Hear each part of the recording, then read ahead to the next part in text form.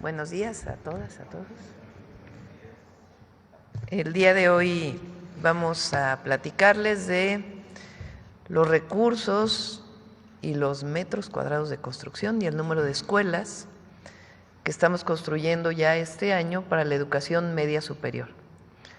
Si se recuerdan, uno de los proyectos más importantes en educación es el fortalecimiento de la educación media superior, es decir, de las preparatorias, como lo conocemos. Ya aquí la subsecretaria de Educación Media Superior en su momento presentó que todas las preparatorias técnicas, educación media superior, es decir, lo que hay entre secundaria y universidad, ese espacio educativo, se va a fortalecer para hacer dos grandes modelos educativos. Uno, el bachillerato nacional y el otro, el bachillerato nacional técnico. Son estas dos modalidades. En el bachillerato nacional, muchas de las instituciones que existen ahora, como colegio de bachilleres, preparatorias, etcétera, se van a fortalecer y van a entrar en este modelo educativo que tiene un tronco común y después sus características por cada una de las entidades de la República. En el caso del bachillerato técnico es el bachillerato nacional técnico, que ahí hay muchas modalidades, CETIS, CEBETIS, etcétera, etcétera, que también van a entrar en este nuevo modelo educativo. Vamos a darle continuidad a eso, pronto vendrá Tania Rodríguez, que es la subsecretaria de Educación Media Superior, para darle seguimiento. Pero además lo que queremos es ampliar la matrícula educativa. Nosotros queremos que todos los estudiantes que salen de secundaria entren directo al bachillerato, que no haya esta situación en donde tienen que moverse de sus lugares donde viven para poder ir a estudiar la preparatoria a otro lugar, sino que estudien en el lugar donde viven y que se queden cerca de sus familias, que haya mucho más preparatorias o educación media superior de la que hay actualmente. Entonces, el día de hoy lo que vamos a presentar es el número de preparatorias que se van a construir, el número de escuelas de educación media superior. Hay tres modalidades. Uno, la escuela es nuestra, que hoy entra a este nivel, que es mejora de las actuales instalaciones a través de la participación de padres, madres de familia, de los estudiantes y de los maestros y maestras. Dos, ampliación de las que ya existen, es decir, preparatorias que tienen espacio, tienen terreno y que las vamos a ampliar. Bueno, son cuatro modalidades. Tres, secundarias que ya no tienen turno vespertino y que ahora en el turno vespertino puede ser preparatoria.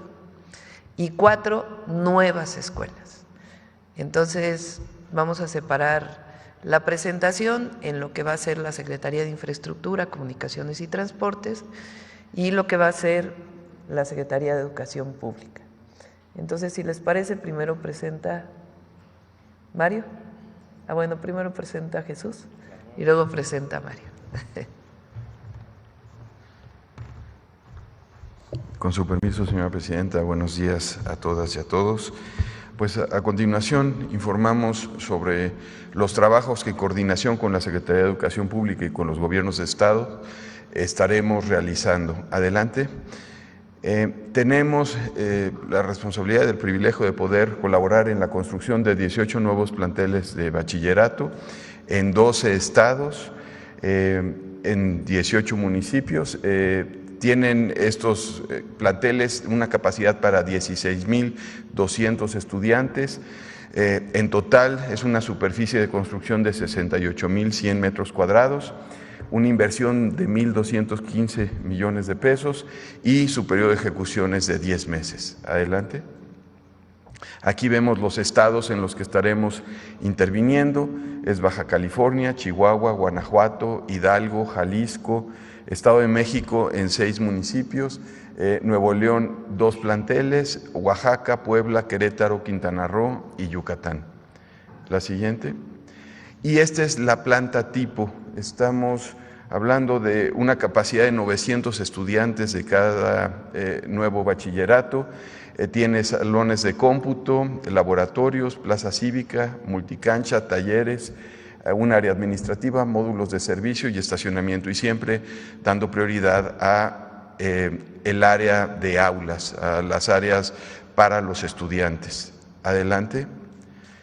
Aquí la imagen objetivo de estos proyectos, el lenguaje arquitectónico que se está utilizando y los procesos constructivos que tienen que ver con materiales, con acabados que denominamos aparentes. Esto lo que significa es que su mantenimiento es bajo, materiales resistentes que tienen también, adelante con la siguiente imagen, una condición, con un diseño bioclimático que permite adaptarse a diferentes lugares. Cada uno tendrá su estudio, dependiendo de la superficie que tenemos de desplante. Podremos hacerlo en un nivel, como veíamos en la imagen anterior, o 2 niveles, como esta imagen objetivo. La siguiente. Igual 2 niveles, como ven, tiene una parte cubierta, que esto lo que permite es aislamiento térmico. La siguiente. Otra imagen donde también se ven estas fachadas, las áreas comunes, los pasillos, que es muy tradicional de este tipo de infraestructura. La siguiente. Y alguna imagen objetivo de los 3 niveles. Adelante. Igual las imágenes objetivo de 3 niveles.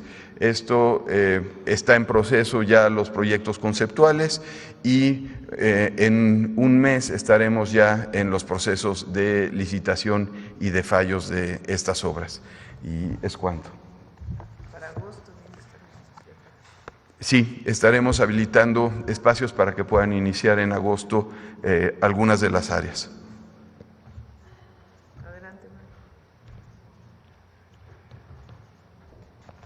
Muchas gracias, Presidenta. Buenos días a todas y a todos. Efectivamente, como lo ha comentado la Presidenta, además de la reforma media superior, el objetivo es también ampliar el número de espacios, ampliar el número de lugares, para que todos los jóvenes que quieran seguir estudiando puedan seguirlo haciendo.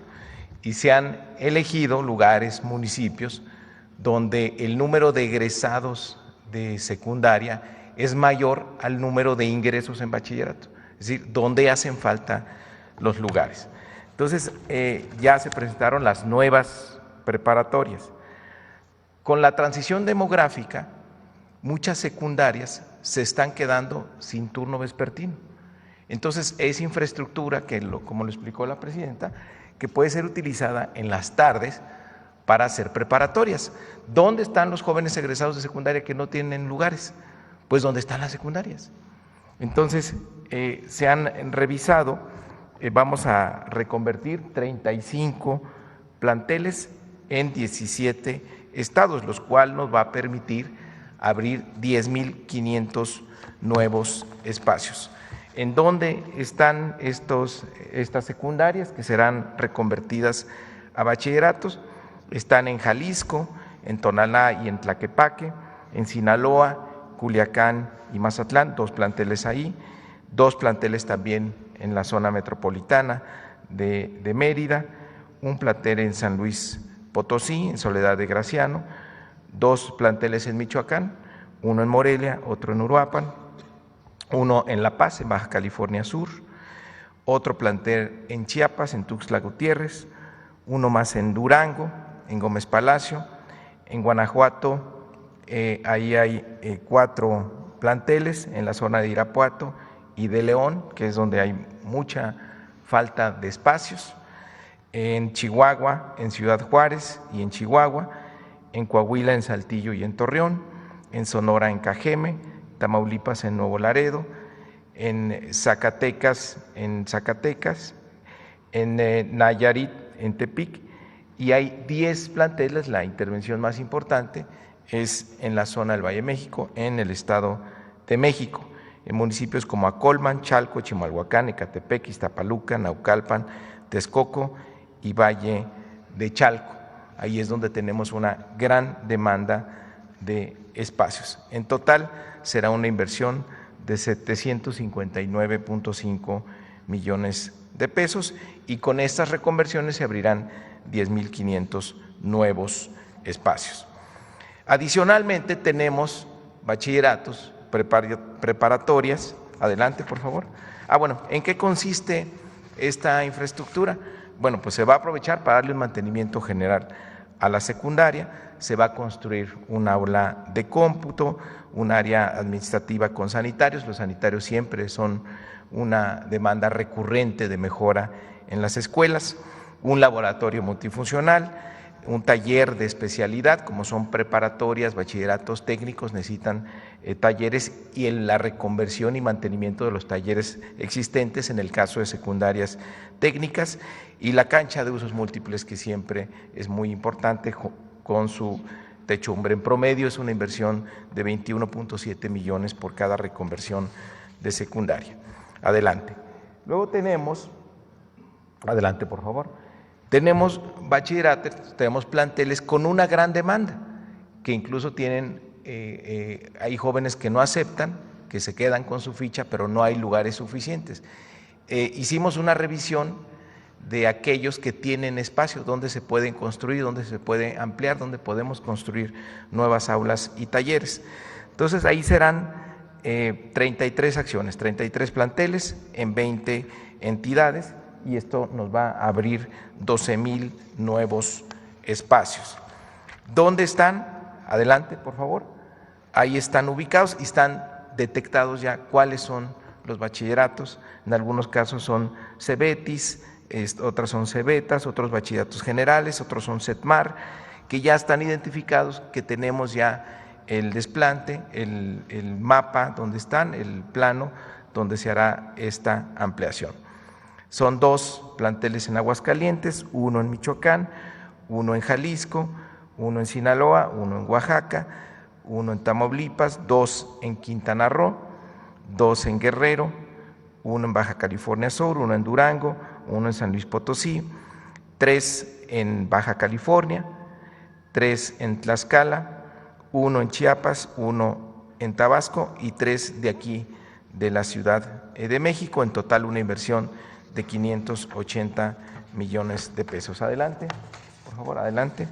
¿Ahí de qué se trata? De construir aulas nuevas, más aulas para recibir a más estudiantes, el taller igual de cómputo, el tema de los baños y poner la cubierta en la cancha para que se vuelva de usos múltiples. Esto de la cancha es importante porque la Presidenta de la República nos ha insistido en que haya más actividades culturales, deportivas en las preparatorias para que los jóvenes tengan este tipo de actividades y se queden a terminar su preparatoria. Bueno, esta es la inversión en infraestructura. Además, como ya lo señaló la Presidenta, tenemos el programa de La Escuela es Nuestra, que por primera vez va a entrar a los planteles de preparatoria, de bachillerato, de media superior.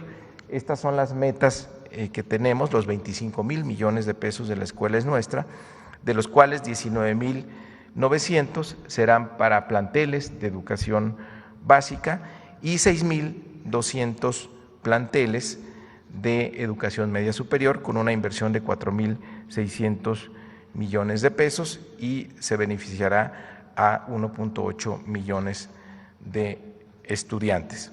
Adelante, por favor. El plan para toda la administración es intervenir, como vemos en el último punto, el caso de las secundarias y media superior 3 veces durante esta administración.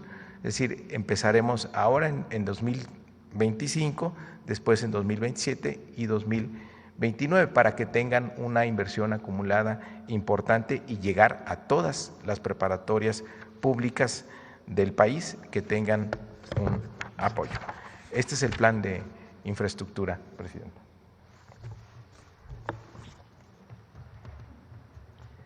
Pues esta es la información de hoy. Me olvidé presentar a Miguel Elorza, que es de infodemia, el detector de mentiras, para el cierre de la conferencia del día de hoy. Adelante, vamos con las preguntas. A ver, ¿por dónde empezamos?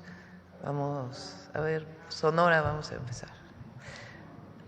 Sí, buenos días, Presidenta. Por cierto, hoy en la mañana estuvo el gobernador de Sonora en el Gabinete de Seguridad. El domingo vamos a estar en Sonora, en San Luis Río Colorado y en Bavispe. En San Luis vamos a informar de un hospital que va a iniciar su construcción. Y en Bavispe, la carretera Bavispe-Nuevo Casas Grandes, que ya inició, ¿verdad? Jesús. De San Luis Río Colorado a Bavispe nos lo va a poner complicada la cobertura porque es una distancia bastante larga. Sí. Pero por ahí la vamos a ver, Presidenta. Gracias. Demián Duarte de Sonora Power y de Lobos Cadena 7. Presidenta, es importante este viaje que va a ser justamente a la zona fronteriza por el contexto que estamos viviendo. Mire, llama la atención que el día de ayer, quien está nominado para ser el embajador de México en Estados Unidos, al revés, de Estados Unidos en México, Ron Johnson, hace una serie de declaraciones todavía previo a ser ratificado por el Senado de ese país al respecto de lo que ha logrado México en materia de seguridad. Habla él justamente de avances importantes y de una satisfacción de parte del presidente Donald Trump por lo que se está viendo en términos de frenar el tránsito de aspirantes a emigrantes de cualquier nacionalidad, no necesariamente mexicanos, y el asunto de las medidas de seguridad que se han tomado en la frontera para frenar el trasiego de todo tipo de estupefacientes, incluido, por supuesto, el tema del fentanilo y otras drogas sintéticas. Preguntarle, Presidenta, su opinión al respecto y justamente qué marca este viaje que hace a la frontera al respecto de la relación. Pues es parte del programa de seguridad que tenemos.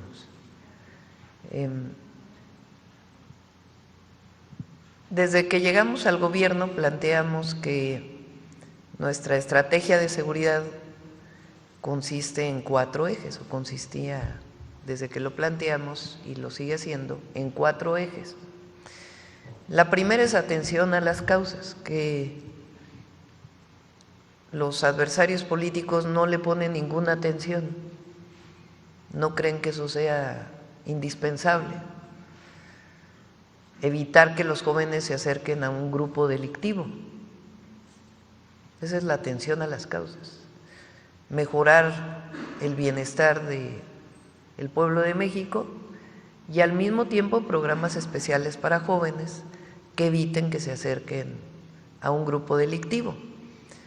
Ahí pues es lo que ya existía con el presidente López Obrador y estamos fortaleciendo con la intervención en ciertas zonas por parte de todo el gabinete del Gobierno de México y los gobiernos estatales, que es lo que el día de ayer presentó la secretaria Rosa Isela: tocar casa por casa, preguntar a las familias qué necesitan, darle atención personalizada a las familias.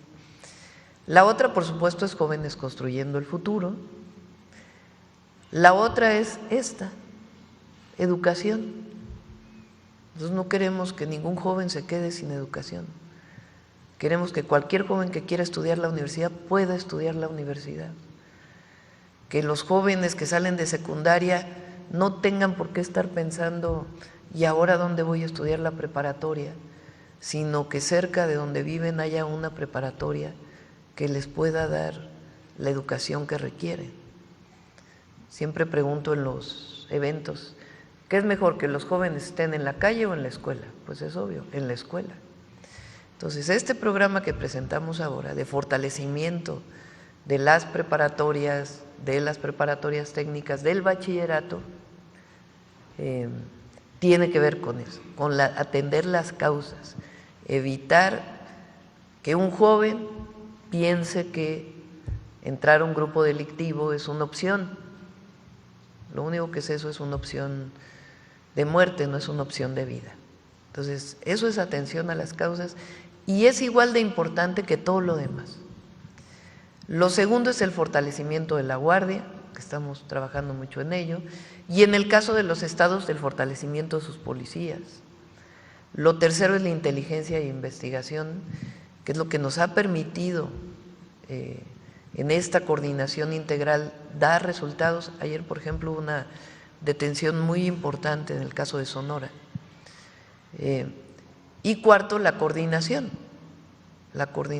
entre el gobierno con la fiscalía. Ya hoy estaba leyendo en la mañana algunos comentócratas que ya no hay autonomía en la fiscalía porque viene a las mañaneras el fiscal. Por supuesto que hay autonomía, nosotros no intervenimos en sus investigaciones, pero tiene que haber coordinación. Y lo que hemos logrado es una mayor coordinación con la Fiscalía General de la República y las fiscalías estatales, porque las fiscalías son quienes hacen las carpetas de investigación, quienes determinan si una detención en flagrancia tiene suficientes elementos para hacerlo carpeta. Y coordinación entre los estados. Ayer estuvo el general secretario con el secretario de Seguridad en Guanajuato, con la gobernadora, para fortalecer la coordinación y llevar paz al estado de Guanajuato. Entonces, esta estrategia es lo que nos ha permitido dar los resultados que presentamos ayer. 19 homicidios diarios menos entre septiembre de 2024 y por lo menos la cifra preliminar de marzo. 19 homicidios diarios menos. Por supuesto que esto lo ve Estados Unidos. Y además, en esta estrategia, pues ¿qué hacemos? Evitar que cruce fentanilo. ¿Por qué lo hacemos? Por razones humanitarias y además por la colaboración y coordinación que tenemos con Estados Unidos. Y la coordinación que hemos logrado también con nuestro vecino, guardando siempre la soberanía y la independencia de México. Entonces, pues esto es lo que ve, supongo, el embajador que todavía no llega a México, que ayer se reunió con el presidente Trump y que pues estará llegando pronto a nuestro país. Claro que sí, de hecho, en este asunto, evidentemente el reforzamiento de la seguridad en la frontera pues ha tenido un impacto positivo en Sonora. Ayer se documentaba esto del 22.4% de reducción en la incidencia de homicidios, pero en Sonora es muy notorio esto que ha venido ocurriendo. Tenemos una baja del 38%. Hubo algunas voces por ahí que hablaban que no puede ser que Sonora esté entre los 6 estados con más incidencia, nada más que hay un detalle, ¿no? Como viene bajando la incidencia en todos los estados, pues obviamente que el volumen que se reporta en Sonora pues aparece como uno de los estados que están entre los primeros 10, pero en Sonora sigue bajando la incidencia de homicidio y de otros delitos. Es bien importante, vaya, esto. Presidenta, va a ser usted muy bienvenida a nuestro estado por segunda ocasión en su visita oficial. La verdad es que hay mucha expectación al respecto. El hospital del IMSS de San Luis Río Colorado ha sido largamente esperado. El tema de la carretera, que creo que lo platicamos en la anterior ocasión que tuve la posibilidad aquí de platicar. Por supuesto que allá vamos a estar en Sonora, me voy a tener que adelantar mi viaje para poderle alcanzar por allá. Hay muchos temas relativos a Sonora. Estuvo Altagracia Gómez Sierra justo la semana pasada en una reunión muy importante con empresarios de todo el estado, con el gobernador, y se revisaron algunos temas importantes. Mire, aquí hablamos hace poco más de un mes sobre el proyecto de los semiconductores, los chips, y en este caso quiero comentarle que hay avances sustanciales en Sonora. Ya tenemos, por ejemplo, nuestro primer cuarto limpio, que es un tema que comentábamos aquí, que bueno, es necesario tener la infraestructura. Sonora también se ha reforzado en la estructura de su esquema, su sistema educativo, y hoy hay 36,000 estudiantes de ingeniería. Este año se espera que egresen 5,000 ingenieros especializados justamente en estas áreas. Entonces, Sonora de alguna manera está dando pasos importantes. Mire, uno de los temas que se pusieron sobre la mesa ahora que estuvo la coordinadora de este enlace del sector privado para la relocalización y el desarrollo económico de México es el tema del puerto puerto de Guaymas. El puerto de Guaymas es muy importante para nosotros. Queremos convertirlo en el eje del desarrollo regional, no solamente de Sonora, sino vincular a Chihuahua y así tener un enlace hacia lo que es el estado de Arizona, por una parte con nuestros 6 puertos fronterizos, San Luis Río Colorado, uno de ellos, el puerto fronterizo también de Ciudad Juárez con El Paso, a través de la carretera que se está construyendo en enlace a Chihuahua. Hay temas ahí, se ha estado modernizando, se hizo incluso un dragado de los canales porque acceden los barcos, pero falta entrarle a la tercera fase, que es la modernización del puerto en términos de que incluso tenga la capacidad de manejar carga vía contenedores. Esto implica una inversión importante. Me dicen que todo está listo, que prácticamente lo que falta es el visto bueno de la presidenta. No sé si tenga algún comentario al respecto de todo este plan logístico de Sonora. Sí, los puertos tienen una parte de inversión pública y una parte de inversión privada, ya para la operación del puerto. ¿Qué se hace con las operaciones privadas? La Secretaría de Marina hace licitaciones o concursos abiertos y se establece quién va a hacer la ampliación a partir pues, de las mejores condiciones que se presentan para el desarrollo del puerto y también pues para el país, guardando además todos los temas de seguridad nacional que son indispensables en el caso de los puertos. Entonces ya se va a lanzar esta licitación en el caso de Guaymas y de otros puertos del país. Ya informamos, yo creo, la próxima semana vamos a darle seguimiento a Interoceánico y a Tren Maya, más los trenes aquí en la mañanera, y ya podrá venir el secretario de Marina también para informarlo de los puertos. Bueno, en este caso pues, se le ha llamado la cuestión del puerto de Guaymas y toda la infraestructura relacionada, porque no es el puerto nada más, sino son la carretera Nogales, la carretera que va de a Chihuahua sí. E incluso la carretera que va de Bavispe a Nuevo Casas Grandes tiene que ver también con ayuda porque llega hasta Chihuahua. Exactamente, con este plan logístico, al que se le llama ya pues el plan logístico del Ciudad noroeste, que vincula, porque tenemos una alianza, como seguramente usted sabe, con el estado de Arizona en particular. Son temas realmente muy importantes los que vienen y se están cocinando al respecto de la posibilidad, del potencial que tiene nuestra región para impulsar el desarrollo nacional. Así que obviamente pues va a ser todo esto muy bienvenido, que por cierto conversé ampliamente con Edmundo Gutiérrez Domínguez, que es el coordinador del plan Cutzari, y bueno, me daba él muy buenas noticias al respecto de los avances. Sí, Cutzari tiene ya está establecido un área. Cutzari, si se acuerdan, es el desarrollo de semiconductores en nuestro país. El desarrollo del diseño de semiconductores, que es una parte fundamental y que tiene alto valor agregado. Hay una sede en Puebla, hay otra sede en Jalisco y otra sede en Sonora, que van a estar interconectadas para el desarrollo de diseño de semiconductores y obviamente pues su vínculo ya con las empresas de desarrollo. Presidenta, quería yo llamar la atención de ustedes sobre este asunto que tiene que ver con lo hecho en México. Ayer incluso salió este asunto en la Secretaría de Economía, del primer camión que se desarrolla con un motor 100% mexicano, un camión eléctrico, por cierto, que desarrolló la compañía Dina, que también tiene que ver con la región noroeste, nada más que en este caso de Baja California. Es bien importante lo que se está haciendo en términos de lo que es la sustitución de importaciones. Presidenta, hace unas semanas aquí afuera de Palacio me abordaron un grupo de productores de tequila, es decir, de la planta, de lo que es el agave, justamente con la inquietud que tienen ellos de que se les ayude a proteger el tema de las denominaciones de origen. Me dicen que incluso, bueno, pues se han detectado ellos situaciones de piratería, aunque suene un poco extravagante o extraordinario, de lo que es justamente el cultivo de la planta, porque hay regiones dedicadas a este tema. Y en este aspecto también es bien importante que, si estamos en la idea de proteger lo hecho en México, que se incida mucho en la protección de la propiedad intelectual. Mire, por ejemplo, en Sonora, tenemos la denominación de origen del bacanora, por poner otra de nuestras bebidas. Pero tenemos, usted hace no mucho habló de una frase de Calimán, ¿no?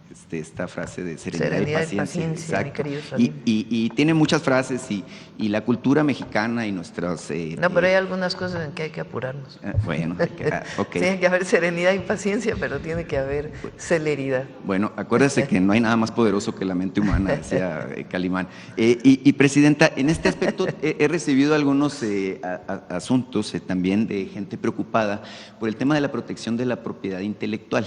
Justamente en el diseño de muchos íconos de la cultura mexicana tenemos casos muy fuertes, como el caso, por ejemplo, de Calimán, ya hay muchos otros, como El Santo, como Blue Demon, etcétera, que han estado siendo tomados sin pedir las licencias del caso. Ahí, por ejemplo, he visto yo que hay una tienda aquí que prolifera en la Ciudad de México que se llama Highway, que vende este tipo de camisetas, productos, con toda la iconografía mexicana, pero me dicen los dueños de esta propiedad intelectual que no están justamente tomando las licencias. Entonces, creo que es un tema muy importante. Sí, tienes razón.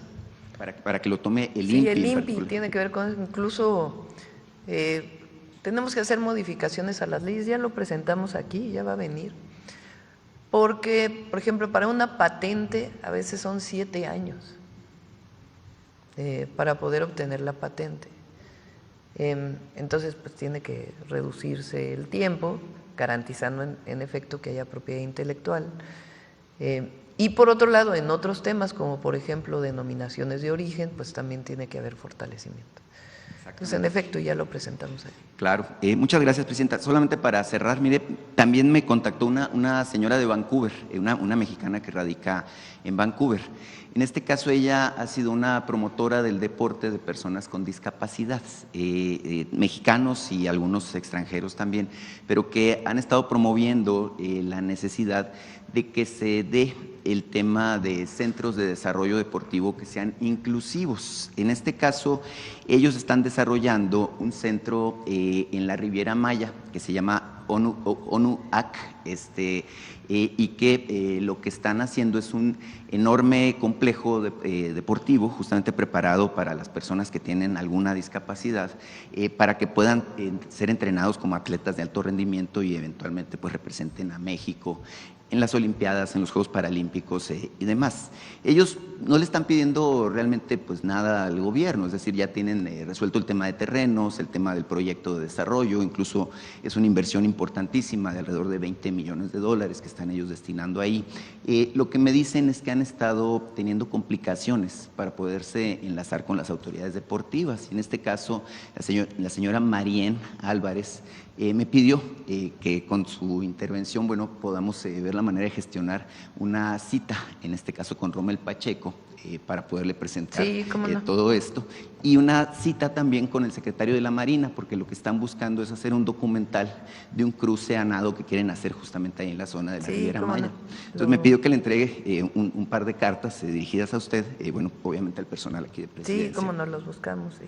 Muchas gracias, Presidente. La vamos a esperar en Sonora. Sí, cómo no. Además, muy buen gobernador tiene Sonora. Por cierto, hablando de hablando de deportes, el viernes viene a informar Torruco sobre la clase nacional de box. Recuerden que es el 6 de abril. Ha habido un trabajo muy importante, ya hay pues miles de todas las edades, no solamente jóvenes, de todas las edades haciendo pues los ejercicios que van a ser presentados en la clase de box. El 6 de abril, clase nacional de box, prácticamente en todas las plazas públicas del país. Aquí en el Zócalo va a haber, pero al mismo tiempo, por lo menos en todas las capitales y ya también en muchos municipios. Entonces, el viernes se va a presentar esta actividad para el 6 de abril, clase nacional de box. Bueno, adelante. El tema educativo. Presidenta, ¿cómo está? Buenos días. Luis Ángel Marín, de la cadena Radio Resultados.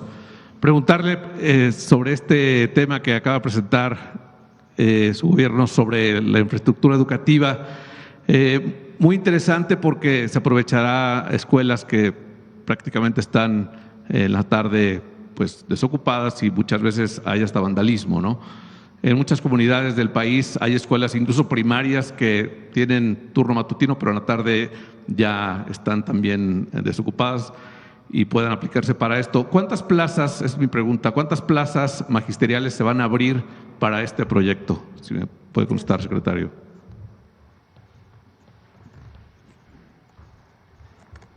Es diferente en un plantel nuevo. Ahí se requieren nuevos maestros. En promedio van a tener 400 alumnos por turnos. Y ahí algo que ya tenemos, Presidenta, es la definición de las carreras técnicas para cada plantel, que lo hemos hecho a través de ver la vocación económica de la región, de la ciudad, del municipio, las necesidades que tienen, y también con la información que los propios estados nos proporcionan de cuál es el interés que tienen los jóvenes sobre ciertas carreras. Entonces tiene que ver con el número de lugares, de espacios que estamos abriendo y también con la especialidad de la carrera técnica. En el caso de ampliación de bachillerato son menos los profesores que necesitamos, incluso ahí vamos a aprovechar para hacer la compactación de las horas nuevas que necesitemos, ver si los propios profesores ahí que tengan pocas horas se les pueda completar y mejoren las condiciones de ellos. Es el mismo caso de las secundarias, donde en promedio van a ser turnos de 300 lugares. Entonces lo va a determinar el número de lugares, tenemos ya una planeación para ello. Lo más importante es determinar las carreras técnicas y marco curricular común, y vamos a aprovechar, como nos lo ha pedido la presidenta, que todos estos nuevos planteles, en estas nuevas ampliaciones que tenemos, asegurarnos de que haya actividades deportivas, actividades artísticas, actividades culturales, la parte socioemocional, que es la que finalmente muchas veces genera el interés de los jóvenes por quedarse en la preparatoria.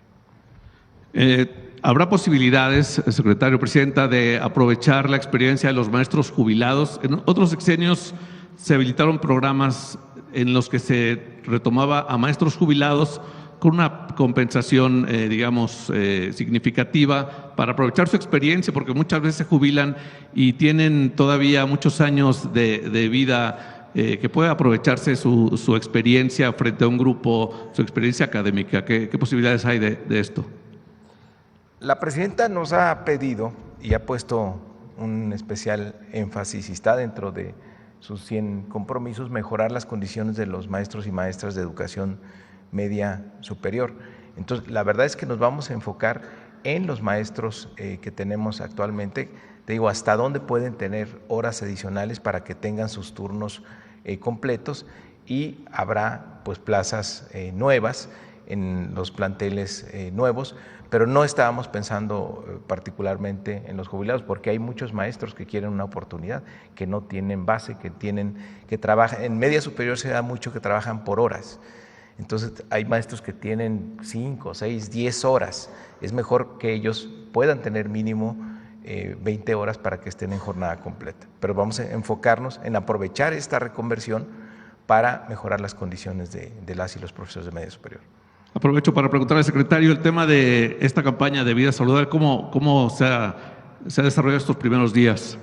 Vamos bien, no hemos logrado completar el número de brigadas que aspirábamos, el 100%. Cada estado se ha comportado de manera diferente, pero es muy interesante. En próximas mañaneras le vamos a presentar, presidente, el avance que tenemos por entidad. Ya se han dado los primeros resultados a los padres de familia, ya algunos empiezan a ir a las clínicas, a la cita con las nutriólogas, a la atención de los dientes, algunos lentes ya se están empezando a entregar. Ahí vamos a distintos ritmos en cada entidad, pero estamos apretando para que en estos 60 días que nos quedan de clase ya tengamos el ritmo suficiente para que en el regreso podamos cumplir la meta. Oye, la migración en el tema de las ventas en las cafeterías y cooperativas escolares, ¿cómo va, secretario? Qué bueno que mencionas eso, para recordar que el próximo 29 de marzo entran en vigor ya las disposiciones que prohíben la comida chatarra en las escuelas, la promoción y la venta de comida chatarra.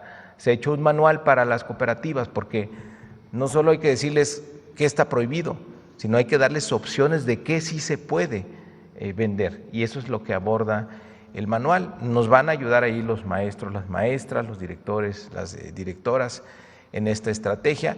Veo un muy buen ánimo, hay una gran aceptación de esta medida por parte de los padres de familia. Algunos jovencitos todavía no les gusta mucho esa idea, pero saben en el fondo que es por su salud, y además la nueva escuela mexicana en sus ejes articuladores, uno de ellos es vida saludable, y ahí se les da la información a los adolescentes, a los jóvenes, a los niños, a las niñas, de por qué es importante tener una alimentación saludable y la activación física y demás. Muchas gracias, secretario. Presidenta, preguntarle. Gracias. Dos medios de comunicación, un medio nacional y un medio internacional, destacan hoy su desempeño. Digamos, el Financial Times destaca que la forma en la que usted ha reaccionado al tema de los aranceles y cómo esto ha beneficiado, digamos, su popularidad en el país.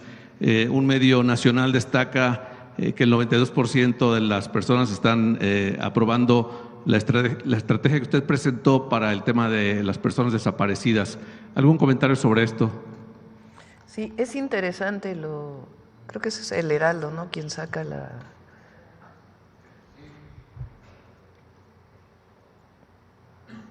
Ayer estuvimos trabajando para garantizar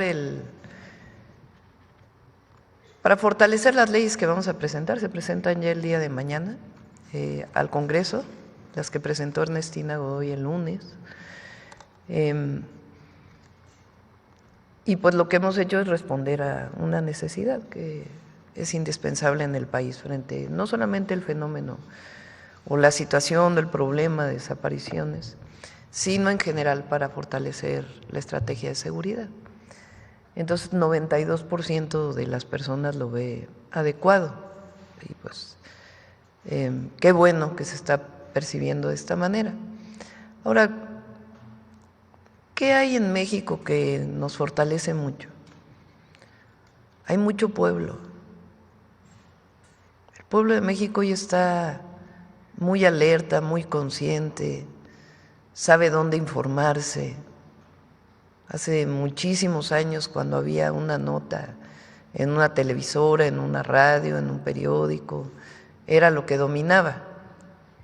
Y ahora no, la gente busca distintas maneras de informarse. Y la propia mañanera, pues, es una forma en donde estamos comunicando permanentemente a la gente.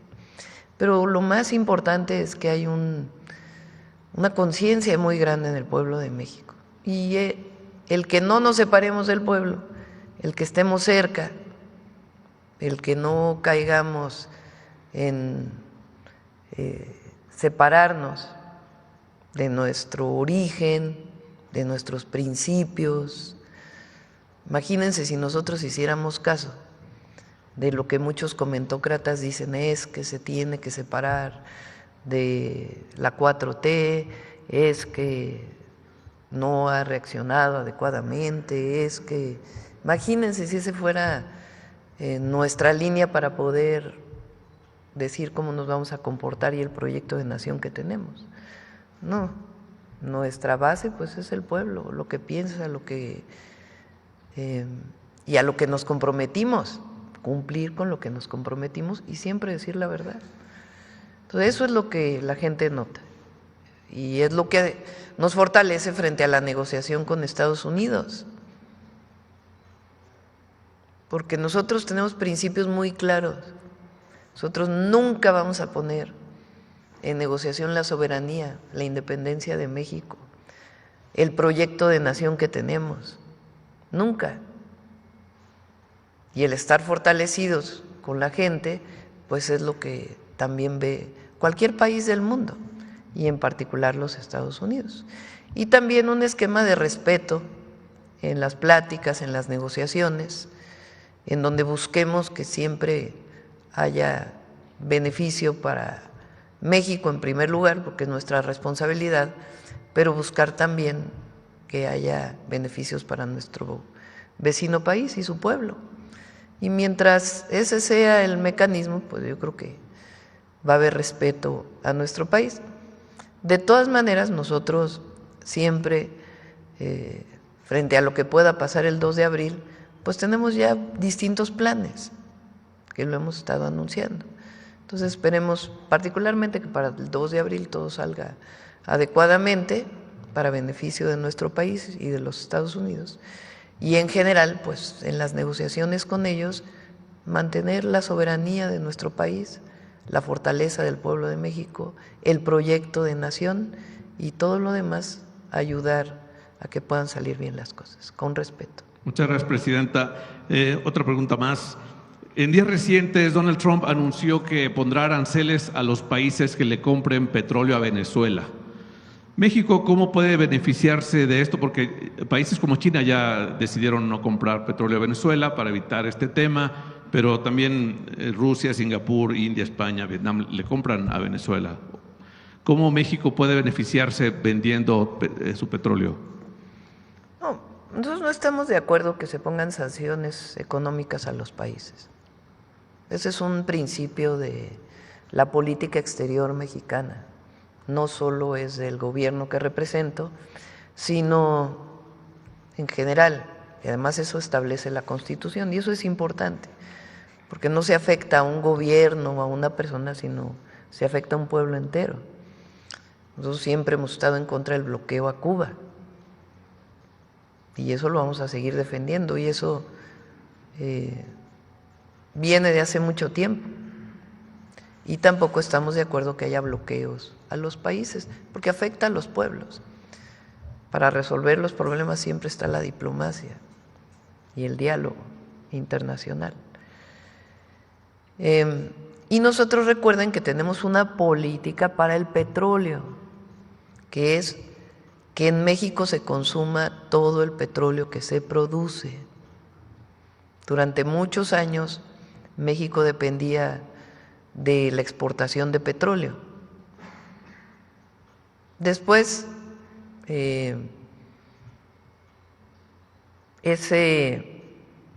esa política tuvo su máxima expresión. Uno cree que en la época del boom petrolero, que fue la época de López Portillo, y no, su máxima expresión la tuvo con Fox y con Calderón, que sobreexplotaron los yacimientos de petróleo en nuestro país, una irresponsabilidad enorme. Cantarell, que es el gran yacimiento que le dio tanto a México, un pozo, un yacimiento petrolero, pues tienes que explotarlo racionalmente para que te dé más petróleo por más tiempo. Si tú tratas de sacar más petróleo en poco tiempo, pues vas a generar condiciones en donde después va a ser mucho más caro sacar el petróleo que se quedó en el yacimiento, por las características técnicas.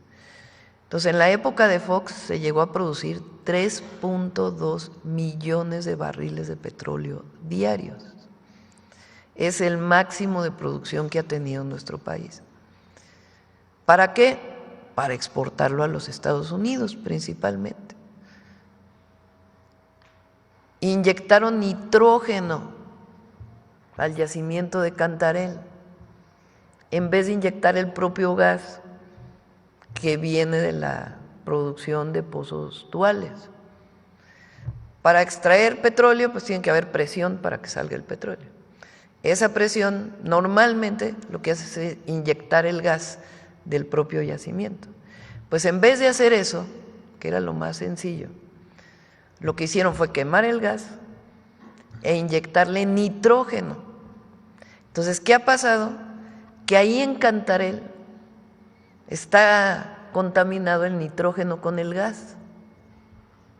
Entonces, ¿qué tiene que ocurrir? Pues para poder sacar ese gas, pues tienes que tener una planta que descontamine. Supuestamente se hizo una, lleva mucho tiempo eso.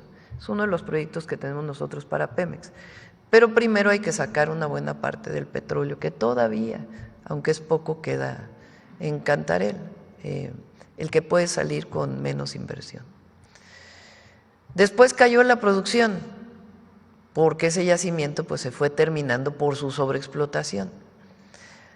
Hoy nuestro objetivo es llegar a mantener durante todo el sexenio 1.8 millones de barriles diarios. Y ese petróleo, refinarlo en nuestras propias refinerías y que se utilice para la gasolina que requiere México, para el diésel que requiere México. Entonces, no es incluso benéfico las sanciones, además de que no estamos de acuerdo nosotros que haya sanciones a los países económicas. Eso no beneficia a México porque nuestra política es explotar racionalmente y que ese petróleo se utilice para producir los hidrocarburos que requiere el país. Mi última pregunta, Presidenta. ¿Cómo estuvo su reunión con el CENTE, el Sindicato Nacional de Trabajadores de la Educación? Bien, lo teníamos pendiente. Recuerden que nos hemos reunido 2 veces ya con la coordinadora. Nuestro planteamiento es que nos reunamos otra vez con la coordinadora en mayo. Y habíamos dejado pendiente la reunión con el CENTE. Ayer se presentó y hicimos exactamente el mismo planteamiento que hicimos con la coordinadora. Recuerden que son 4 planteamientos que hicimos a las y los maestros de México, independientemente de quién sea la representación sindical. 1, retiramos la ley que presentamos para el ISSSTE o la reforma a la ley del ISSSTE, que aunque es benéfica, pues tuvo problemas en su difusión y generó confusión, y para evitar cualquier problema la retiramos. 2, congelar la edad de jubilación, porque como está ahora, si los maestros o las maestras siguen en la misma condición, quien se vaya a jubilar en el 2026 son 2 años más del que se jubila en el 2024. Así hicieron la ley del ISSSTE del 2027, entonces por lo pronto eso se congela. Entonces quien se jubila en el 2026 se jubila a la misma edad que el que se jubila en el 2024. Esa es la segunda. La tercera es el FOBISSTE. El lunes vamos a presentar ya el decreto a partir del cual vamos a empezar a hacer quitas, descuentos de las deudas que pagan los trabajadores del Estado al FOBISSTE, porque fueron mecanismos de financiamiento muy, que afectan mucho a los trabajadores, similar a lo que se hizo en el Infonavit. Ese es el tercero. Y el cuarto es la carrera magisterial, que hoy se rige a partir de una cosa que se llama la UCICAM. Poner la discusión de todas las escuelas, de todos los maestros, y lo que salga de esa discusión, aprobarlo para que sea modificado. Esos son los 4. Hay un quinto que es muy importante, está aquí Mario, que conocen muy poco los maestros. Incluso ayer vi algunos editoriales en periódicos, particularmente una editorial en La Jornada, donde decían o dicen que el Fondo de Pensiones para el Bienestar que hizo el presidente López Obrador ya en el último año de su sexenio, que fortalece a las personas o fortalece las pensiones de las personas que se jubilan con lo que se llama el régimen individual, solamente ayudó a los jubilados que están afiliados al Seguro Social. No garantiza la jubilación con el mismo salario del último año a los trabajadores afiliados al ISSSTE, hasta el límite del salario medio del IMSS. Esto también lo vamos a presentar con todo detalle el lunes, porque parte de la demanda de los maestros de que se derogue la reforma del 2007, que en efecto no fue una buena reforma, afectó a los trabajadores, con el Fondo de Pensiones para el Bienestar ya tienen una pensión digna, justa, equivalente al último salario que tuvieron en el último año. Entonces, todo eso lo vamos a presentar el lunes, y es importante que las maestras y los maestros lo conozcan. Muchas gracias, presidenta. ¿Perdón? El tianguis turístico de Rosarito, su opinión sobre este importante evento a nivel nacional. Sí, estamos todavía viendo a ver si vamos a ir, es en Baja California. Es una nueva modalidad de tianguis turístico. Vamos a ir a Baja California también este fin de semana.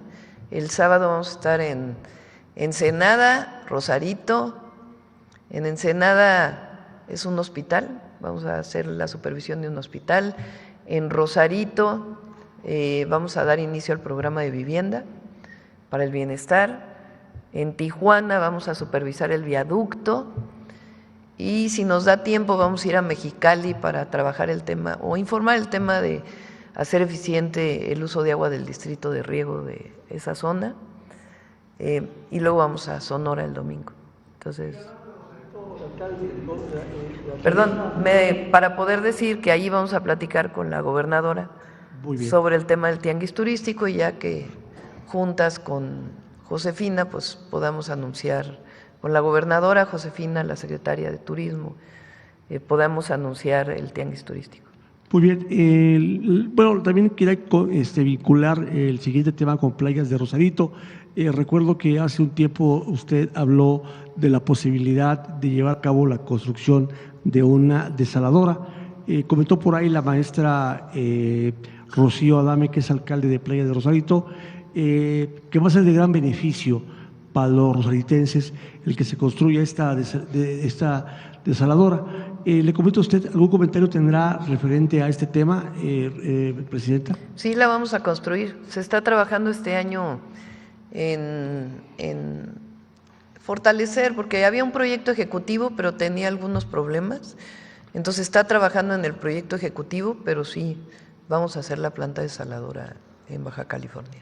Muchas gracias. Por otra parte, Presidenta, qué bueno que ya muy pronto se van a elegir a jueces y magistrados.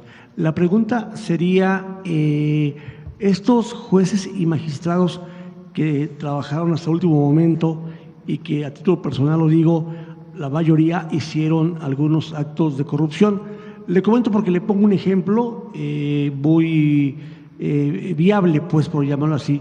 En Los Cabos, Baja California, hay un fraccionamiento que se llama Los Cabos Hills, donde jueces dictaminaron acciones que van en hacerles un mal a familias americanas y mexicanas.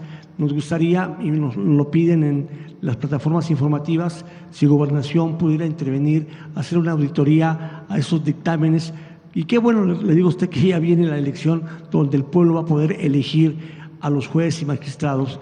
Hay tanto desalojo, tanto personas que están en la cárcel que son inocentes, que no les han dado sentencia, y principalmente le comento, restando el tema de Los Cabos Hills, es un tema muy escabroso porque aparte pues de que ponen mal la imagen de México en impartición de justicia, bueno, nos gustaría que se dieran una vuelta por allá por Los Cabos Hills y vieran este tema tan vergonzoso que llevaron a cabo jueces y magistrados en la pasada administración, que por cierto pues eran de otro partido del Trabajo, que no viene al caso, pero es importante, ¿verdad?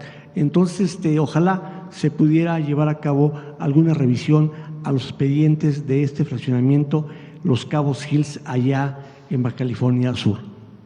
Sí, lo revisamos con gusto. Edna Vega, la secretaria de SEDATU, la doctora Edna Vega, está trabajando, entre otras cosas, en los ordenamientos territoriales de muchas zonas turísticas.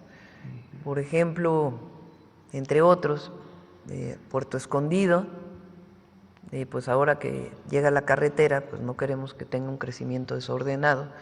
Entonces trabaja con el presidente municipal y el gobernador de Oaxaca para poder tener adecuadamente el ordenamiento territorial. ¿Qué quiere decir un ordenamiento territorial? ¿Dónde sí se puede construir y dónde no? ¿Dónde se tiene que proteger un área? ¿En dónde puede haber desarrollo comercial? ¿Dónde puede haber desarrollo industrial y dónde no puede haber desarrollo industrial? Todo eso tiene que ver con un ordenamiento territorial y esa es la base, la ley, digamos, para que cualquier desarrollo en una zona pueda tener permiso. ¿Quiénes dan los permisos de uso de suelo? Así se llama, uso de suelo. Los municipios. Correcto. El único lugar donde no es así es en la Ciudad de México, donde el uso de suelo lo da el Congreso de la Ciudad de México. Hay un ordenamiento urbano y si se quiere cambiar, el único que lo puede cambiar en la Ciudad de México es el Congreso de la ciudad. En general, en todo el país, quienes cambian los usos de suelo es el municipio a partir de su propio cabildo.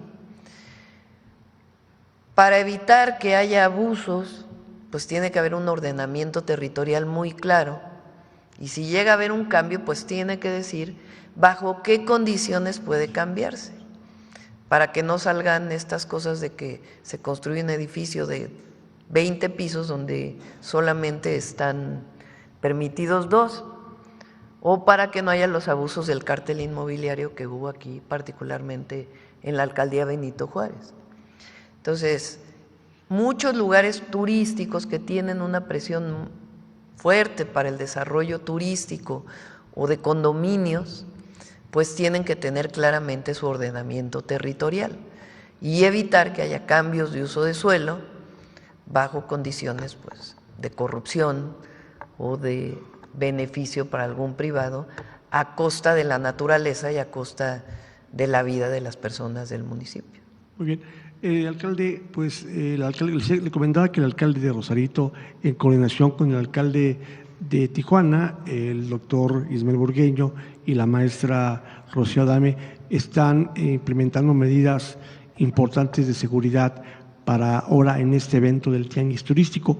Le comentaba a usted su opinión ante este importante evento donde los ojos del mundo en el tema turístico van a voltear a ver, y qué también opinión le da de que Rosarito, Baja California, va a ser sede ahí en el Baja Center de este importante evento.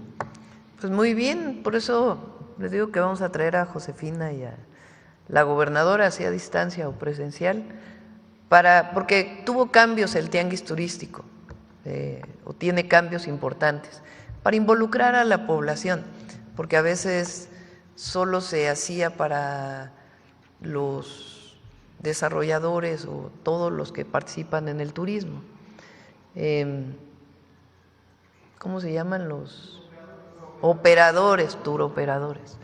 Entonces ahora la gobernadora Marina del Pilar, que también es una excelente gobernadora, junto con Josefina, la secretaria de Turismo, planearon un tianguis turístico en donde también la población pueda participar.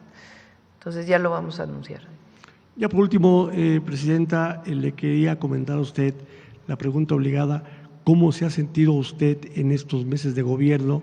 ¿Qué opinión le da el cariño del pueblo de México que se lo manifiestan como al licenciado Andrés Manuel López Obrador en cada una de sus giras? El otro día Jesús Esteva ¿Dónde fue que? Pero en el último evento que tuvimos, dijo una frase. ¿De quién es esa frase? Del agradecimiento. Pues es una frase popular. Dice que es una frase popular. Vamos a buscar cuál es la fuente, pero es una frase hermosa que dice: el agradecimiento es la memoria del corazón, que es una manera de decir amor con amor se paga. Así que el agradecimiento es la memoria que siempre llevaremos en el corazón. Muy bien, Presidenta, pues me empecé al revés. Mi nombre es Juan Felipe Prado, de Transmitiendo desde la Frontera. Pronto lo esperaremos allá en Tijuana, Baja California. Muchas gracias. Vamos por… ¿Perdón? Lao Tse. El agradecimiento es la memoria del corazón. Acá, de este lado. Buenos días, Presidenta Elia Cruz de la Hoguera. Presidenta, ante el reconocimiento que le acaba de hacer el gobierno de Estados Unidos por los avances en seguridad, ¿usted ve viable una llamada con el presidente Donald Trump antes del 2 de abril? Pues vamos a ver.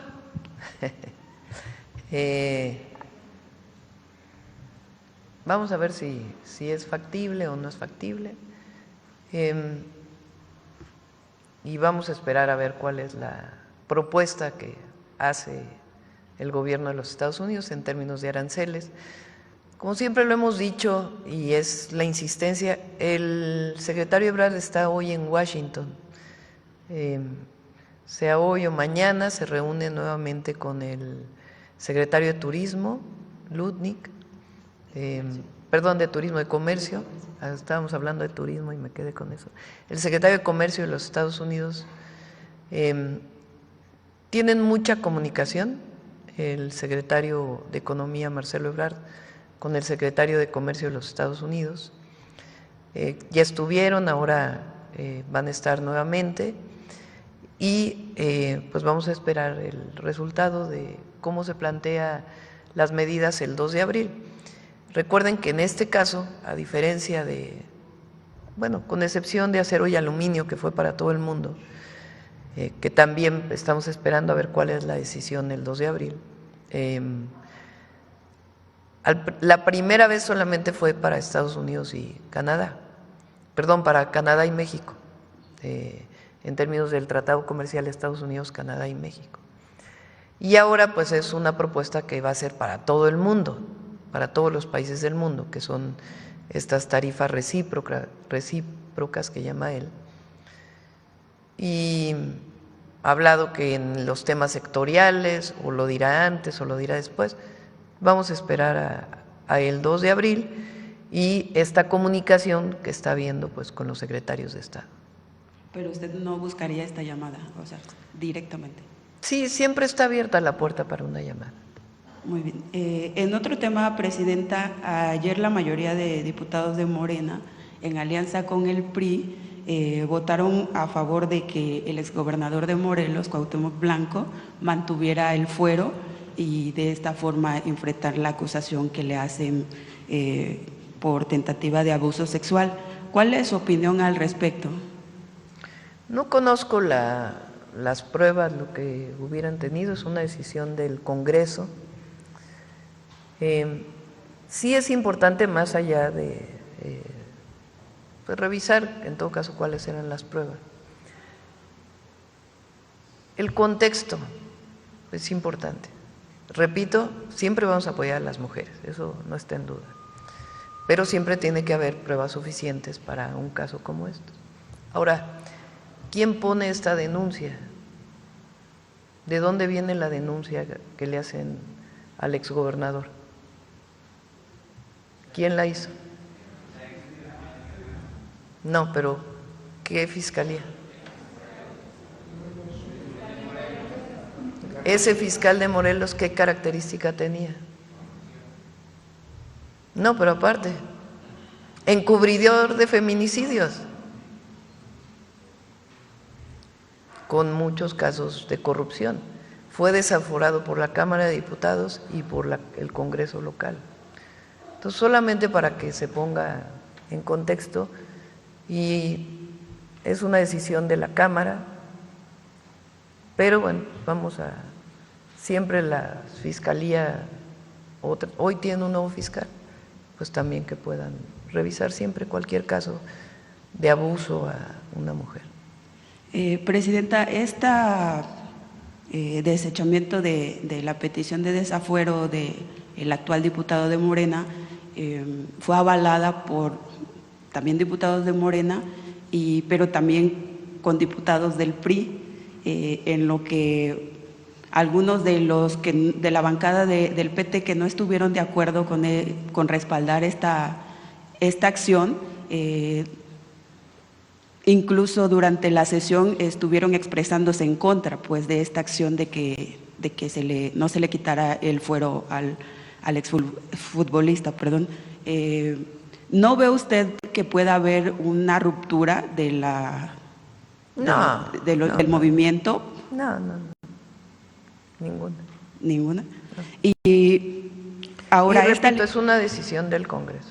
Ahora esta alianza que hace… En todo caso, pues que se revise el caso ya con nuevas con nuevas personas que están en otra situación. Ahora esta alianza que hacen con el PRI, diputados que no estaban de acuerdo del mismo movimiento, ven como la antesala a tener una alianza allí con el PRI para proteger a Alito. Una cosa es que haya diputados de otro partido que hayan votado por X tema. Bueno, ¿qué caso fue el de?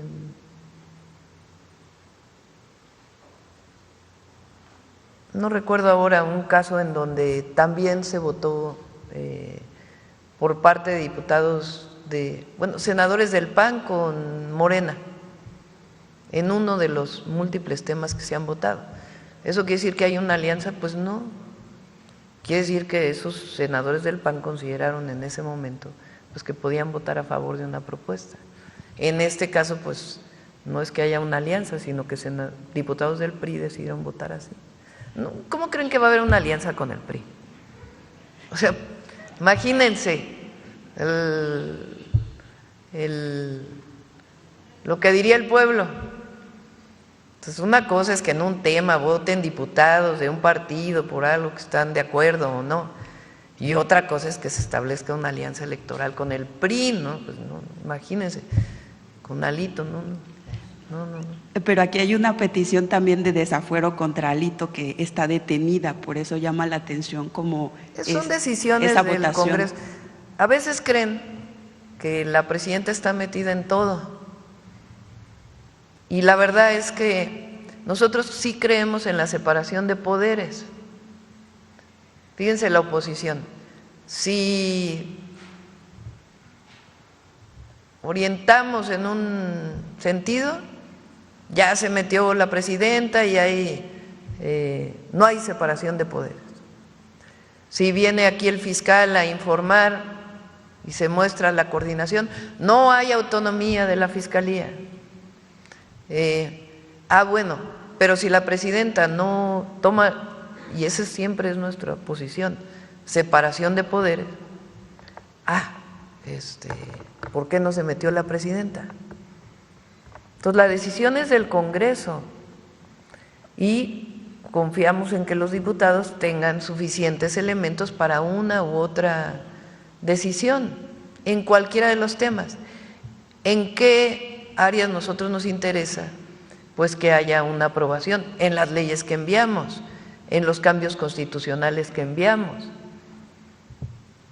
Y en general, la gran mayoría, si no es que la unanimidad, todos los diputados y senadores, senadoras, diputadas que están en nuestro movimiento, pues han aprobado los cambios constitucionales, las leyes que hemos enviado. En algunos incluso ha habido unanimidad, por ejemplo, en el caso de las mujeres. Todo el mundo votó a favor. ¿Eso quiere decir que hay una alianza con todos los partidos? No, que hay temas en donde pues deciden unos u otros votar. Pero la presidenta no está metida en las decisiones como esta, por ejemplo, de las cámaras.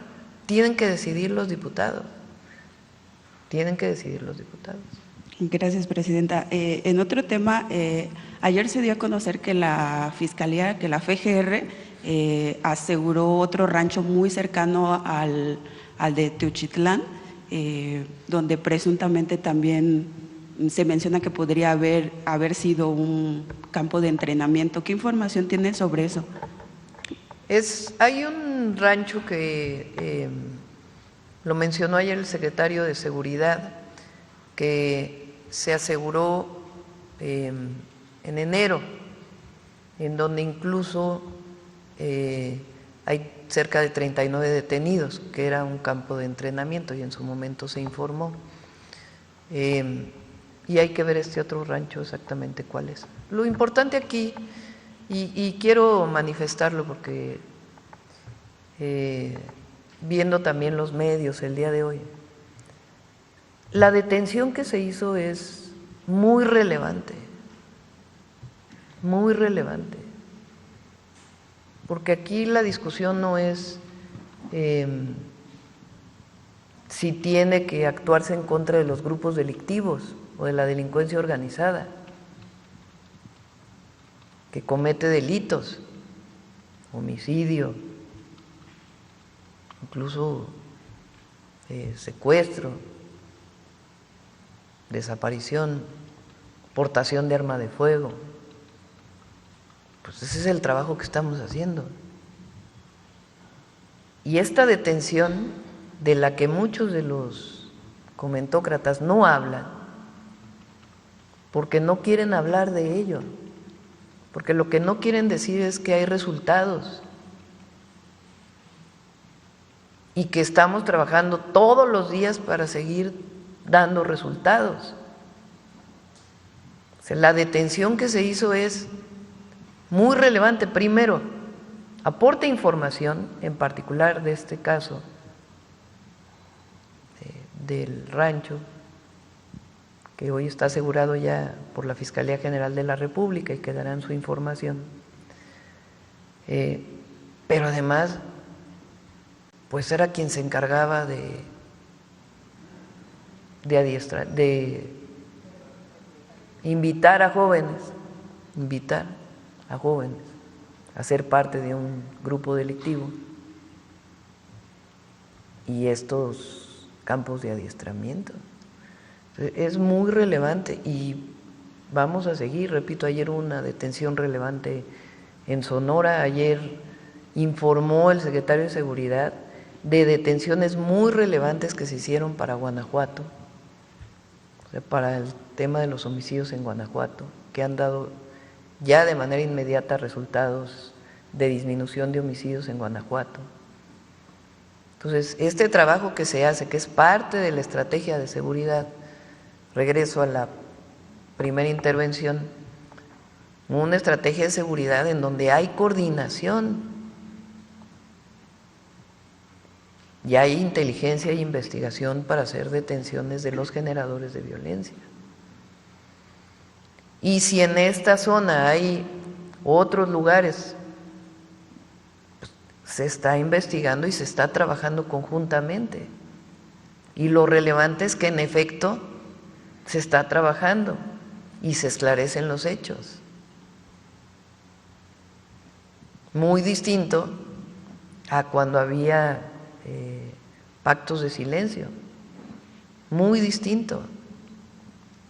Aquí se informa, se dice la verdad y se trabaja todos los días, en el marco de la ley, no en el marco, además, de regímenes de excepción como el que fue la guerra contra el narco de Calderón. Muchas gracias, Presidenta. Por último, en un último tema, en La Hoguera, el lunes pasado publicamos un texto acerca de la falta de protección ambiental que tiene el área de los dinamos en la Magdalena Contreras. Bueno, es un caso que evidentemente usted conoce perfectamente. Pedimos a través de transparencia que nos pudieran informar las instancias correspondientes qué tipo de protección tiene, en el entendido que son áreas comunales, ¿no?, o terrenos comunales. La Semarnat nos respondió que se lo preguntáramos a la Comisión Nacional de Áreas Naturales Protegidas, a la CONAM, pero ellas nos respondieron que sí se hacen cargo de algunas zonas, pero solamente de las federales, y que en el caso de los dinamos ellos no lo tenían bajo su protección y que buscáramos esa información en la SEDEMA. Pero la SEDEMA del gobierno de la ciudad nos responde que son parcialmente competentes para responder esa solicitud porque no tienen conocimiento de qué tipo de protección tiene. Entonces, a ver, busca ahí los dinamos, no recuerdo si es área natural protegida federal o local. Hay las áreas naturales protegidas, los dinamos está en la Magdalena Contreras. Es aquí en la Ciudad de México, es una tierra comunal. Eso es muy importante porque a veces se piensa que un área natural protegida, la propiedad es del gobierno o de la nación, más que del gobierno, de la nación. Y en algunos casos sí, pero en muchos otros las propiedades son sociales o incluso privadas. No, pero si está en el ámbito federal o está en el ámbito de la Ciudad de México. En la CONAM no aparece en su lista de es probable que entonces tenga un régimen de la Ciudad de México, no recuerdo y miren que fui secretaria de Medio Ambiente, pero de la ciudad, pero en este momento no recuerdo la categoría de área natural protegida. Entonces, no quiere decir que en un área natural protegida no se puedan desarrollar actividades. Por ejemplo, hay áreas naturales protegidas que son reservas de la biosfera, que son las que tienen una amplitud muy grande. Sí. En esas áreas naturales protegidas, reservas de la biosfera, la propiedad de la tierra es comunal, es ejidal, puede ser privada y se pueden desarrollar actividades. ¿Quién determina qué actividades se pueden desarrollar? Se llama un plan de manejo del área natural protegida. Entonces, esos planes de manejo, ¿quién los hace? Pues el gobierno estatal, si es un área protegida a nivel estatal, o federal, si es un área protegida a nivel federal. ¿Qué ha pasado en los dinamos? Pues es una zona muy turística. Para los que viven en la Ciudad de México, acostumbramos muchas veces a ir los fines de semana a los dinamos desde hace muchísimo tiempo, y pues hoy no hay suficiente orden, vamos a ponerlo así, y hay venta de algunas cosas en algunos lugares donde no debería haber, etcétera. Entonces, lo que podemos hacer, para no decir que si el oficio y todo lo demás, es que Alicia Bárcenas trabaje en coordinación con Julia, con la jefa de gobierno, con Clara Brugada, y quien es la secretaria de Medio Ambiente de la ciudad, que es muy buena, por cierto, Julia Álvarez y Casa. Ella es de las que estuvo siempre peleando por sin maíz no hay país, y es muy buena, está haciendo buen trabajo. Pues que nos coordinemos para poder trabajar junto con los comuneros para darle mayor ordenamiento. A veces pasa, no sé si sea el caso, de que por razones pues de conflictos agrarios no tienen autoridad comunal. Cuando yo salí de la Ciudad de México había un problema con la elección de la elección del núcleo agrario de la comunidad de Magdalena. Entonces habría que ver si ese es el caso. Pero bueno, nuestro compromiso de trabajar con la ciudad para que haya ordenamiento. Sí, presidenta, porque ocurre que además de lo que usted menciona, de que no hay un orden, pues hay hasta ferias en el área de la Cañada, ahí ponen ferias con caballos, motonetas. Bueno, sí, ahí también hay otro caso en la parte baja de ahí, que es una tierra privada, o sea, que tiene y que dueño intentaron privado, construir. Pero la comunidad desde hace años hace actividades turísticas ahí, y es un tema pues también que tiene mucho tiempo ahí en conflicto.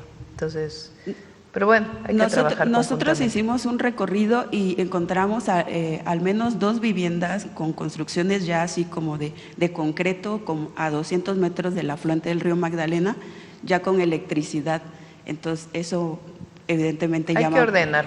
Ponemos de acuerdo con la ciudad para poderlo hacer. Y sobre el río Magdalena, ¿no sería un punto, presidenta, usted que tiene como uno de sus proyectos del sexenio rescatar 4 ríos del país, no vería la posibilidad de que se rescatara el río Magdalena, siendo el único río vivo o de los últimos ríos vivos de la ciudad, y aprovechar tal vez su caudal para abastecer parte de la ciudad?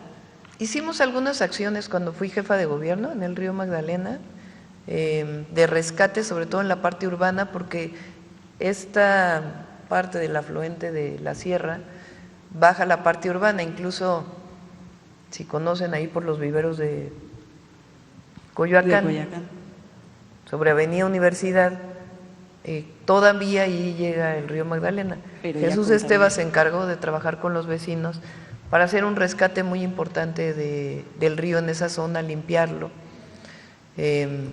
y se trabajó en otros espacios también de la zona urbana. Ya hay agua que se utiliza del río Magdalena para suministrar agua a toda la alcaldía Magdalena Contreras. Vamos a trabajar con el gobierno de la ciudad para ver cómo apoyamos para que continúe ese rescate.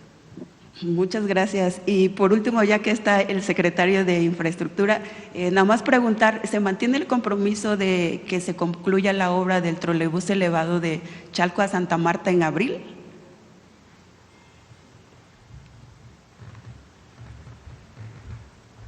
Sí, la parte de la Secretaría de Infraestructura está concluida y con la presidenta hemos estado haciendo recorridos con el Estado de México y va muy bien. En la última recorrido hace 1 o 2 semanas se informó que estamos dentro de los programas, muy pronto deben de estar iniciando inclusive pruebas ya con los trolebuses. Ok, muchas gracias. Van a quedar unas estaciones pendientes, porque particularmente en Chalco, en una parte donde el trolebús va a nivel, se tuvo que suspender, digamos, porque se está haciendo el colector de Chalco y justamente pasa por ahí. Entonces, cuando se inaugure va a pasar por otro lugar, porque los trolebuses que se adquirieron tienen la característica de pueden funcionar sin necesidad de estar conectados a la catenaria. Entonces esa parte va a quedar un poco pendiente, pero se sigue trabajando. Y algunas otras estaciones que también tuvieron algunos problemas porque se tuvo que cambiar un colector de drenaje, pero va muy bien la obra.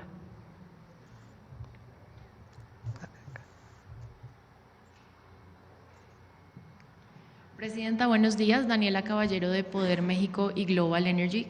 3 temas que quisiera conversar con usted hoy. El primero, sobre el desafuero del exgobernador Cuauhtémoc Blanco. Uno de los reclamos precisamente es que se le permitió la palabra al exgobernador, pero no se le dio voz a la víctima. ¿Qué le dice usted a esas mujeres víctimas que reclaman justicia y que quizás no ven en esta decisión el apoyo y la representación necesaria? Primero, yo creo que en cualquier caso se tiene que revisar a fondo. Y esa es una labor importante. Las pruebas de cualquier caso de estos. No me refiero a este caso en particular, sino a cualquier caso de este tipo. La decisión del desafuero o no depende de los diputados, de las diputadas, que ayer tomaron una decisión. Es importante que se sepa que esta carpeta de investigación venía de un fiscal muy corrupto, que fue desaforado y que era protector de feminicidas, que trabajó durante 6 años o más, no sé cuántos años estuvo ese fiscal, y que solamente en el último momento hizo esta carpeta de investigación, para que se conozca el antecedente. Eso no quiere decir que no se tenga que hacer justicia si el caso tiene sustento. Hoy hay una nueva fiscalía y se puede revisar el caso. Pero en las condiciones que se dio fue la decisión que tomaron las y los diputados.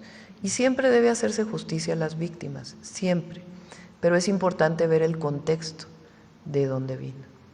Ok, sobre los aranceles, Presidenta, pues usted bien lo decía, siguen en conversaciones los 2 gobiernos y hay que esperar al 2 de abril, pero ¿qué garantías tendrían o recibirían los empresarios y las empresarias en México para poder operar frente a este escenario?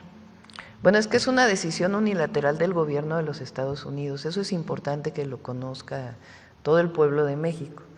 Nosotros hacemos y hemos hecho, y son testigos, de que hemos hecho todo lo que esté en nuestras manos para evitar que haya aranceles con México, porque además tenemos un tratado comercial y hemos estado buscando por todos los medios que no sea esta situación. Lo saben los empresarios, me he reunido personalmente con muchos de los empresarios que exportan, el secretario Ebrard se ha reunido en múltiples ocasiones, Altagracia Gómez, que es empresaria y que nos ayuda como asesora de manera honorífica, ha estado haciendo un trabajo muy importante. Ellos también hacen su propio trabajo con el gobierno de los Estados Unidos. Nosotros pensamos, por lo que ha dicho el presidente Trump hasta ahora y por las conversaciones que tiene el secretario Marcelo Ebrard con el secretario Lutnick que México va a tener una situación especial por el tratado, pero finalmente es una decisión del presidente Trump. Entonces hay que esperar qué dice el presidente Trump y a partir de ahí nosotros ya tenemos pues en uno u otro sentido las decisiones que tomaríamos. Hemos pasado por esto 3 veces, esta sería la tercera. La diferencia con las otras 2 es que era exclusivamente para México y para Canadá. Ahora es una decisión a todo el mundo y tiene que ver con una visión de la actual administración de los Estados Unidos de proteger su economía. Puede uno estar de acuerdo o no, pero es una decisión del gobierno de los Estados Unidos y en todo caso pues hay organizaciones internacionales a las cuales acudir, pero finalmente es una decisión del presidente Trump y de su administración. Hemos hecho todo lo necesario en información y todo lo que se requiere para evitar que haya afectaciones a México.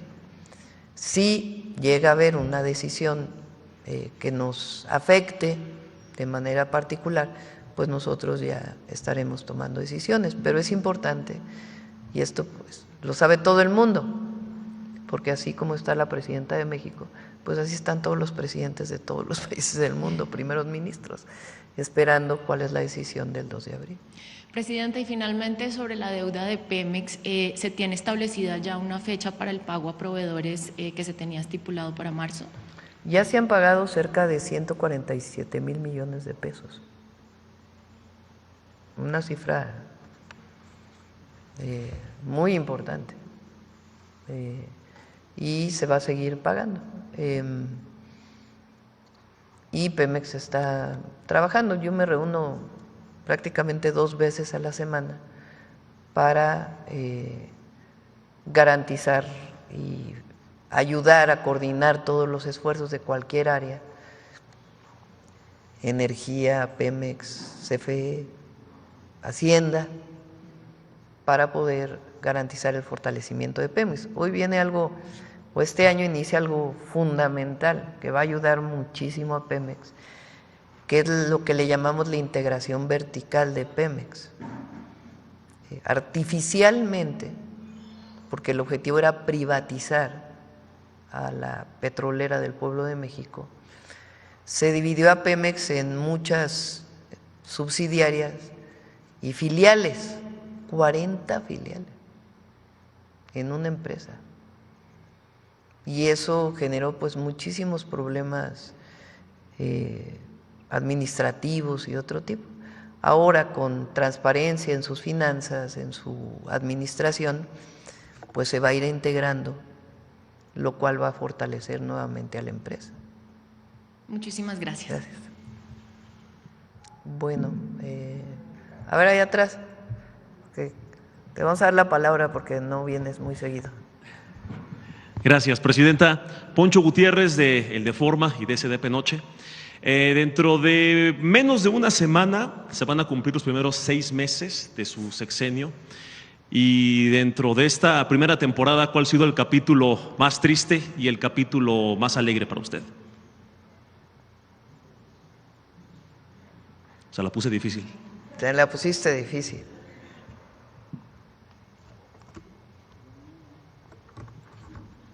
El más triste lo estoy pensando. Siempre hay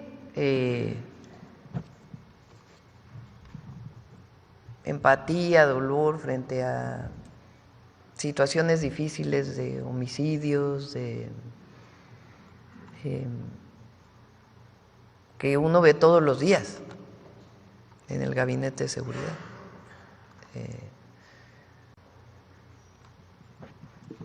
Tendría que pensar cuál es el momento más triste.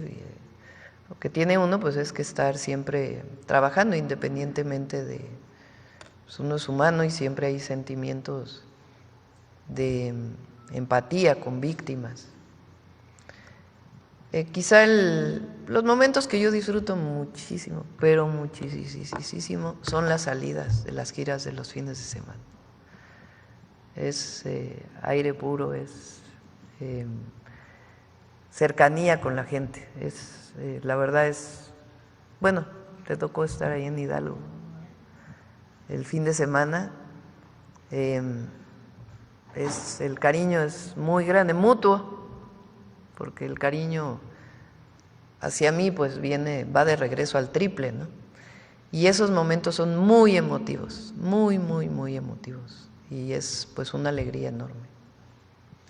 Me levanto y me siento porque no quiero dar la espalda a la cámara y todo. Ayer usted nos aconsejaba o nos aclaraba que algunos personajes opinólogos, principalmente de Twitter, no todos, pero un grupito de Twitter, yo diría los voceros no oficiales de la oposición que se presentan en muchas ocasiones como imparciales, de manera deshonesta, decía que cada vez eran pues más irrelevantes, que menos personas los veían, pero le confieso que yo soy adicto a leer a la oposición todo el día en Twitter y no soy el único. Y considerando que sabemos que el fanatismo se da en ambos lados del umbral de la política, izquierda, derecha, fútbol, religión, en todos lados hay fanatismo. Pero también considerando que el análisis promedio de Twitter, es decir, que ahí viene el comunismo y el fascismo y todo al mismo tiempo y que el Estado ateo satánico, no importa qué tan contradictorio sea, en Twitter sí sobrevive este tipo de análisis. Y es el círculo rojo también. Ahora, ¿qué consejo le daría usted a la gente que todo el día hace un diagnóstico de la realidad mexicana desde Twitter? O sea, Twitter es su métrica de la realidad. ¿Qué consejo les daría? A ver si tiene una encuesta por ahí de cualquiera que haya salido de cuánta gente. Ya ven que las encuestas dicen, ¿dónde se informa usted principalmente? A ver cuánto es la red X, antes Twitter. Es una realidad en el ciberespacio. A ver, ¿qué es importante? Que haya debate. Eso es muy importante. México es un país libre, democrático, y es muy importante que haya debate. Y aquí también mencionamos a veces a algunos comentócratas, pues porque dicen unas barbaridades que tampoco se pueden dejar pasar. O sea, véanlos hoy. ¿Quién de esos comentócratas? Un Riva Palacio que ayer mencioné. Vuelvo a repetir, quien fue director de Notimex de Salinas de Gortari.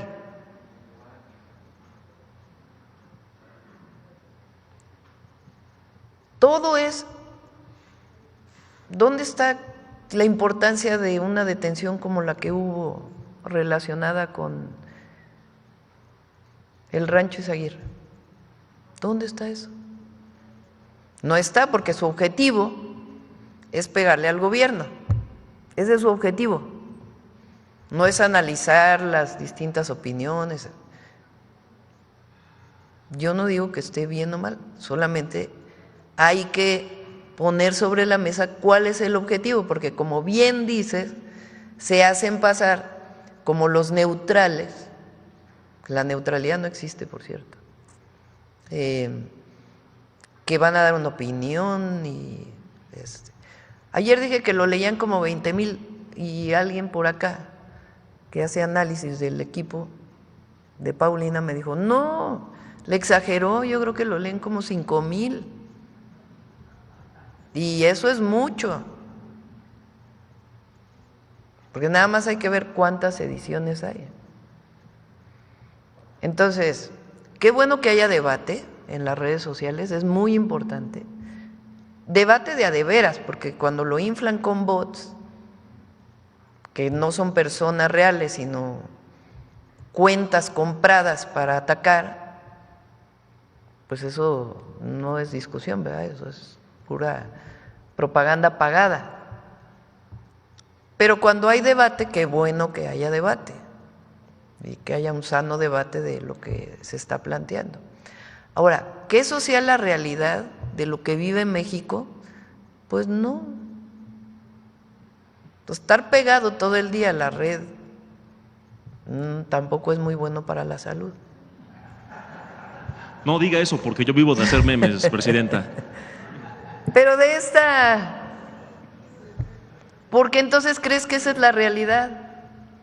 Una vez un compañero, una compañera que estaban atacando muchísimo en el Twitter, me dijo, es que voy a contestar esto, y voy a contestar esto, y voy a contestar aquello. Y entonces le dije, te recomiendo algo. Si no veas tu cuenta por 3 días.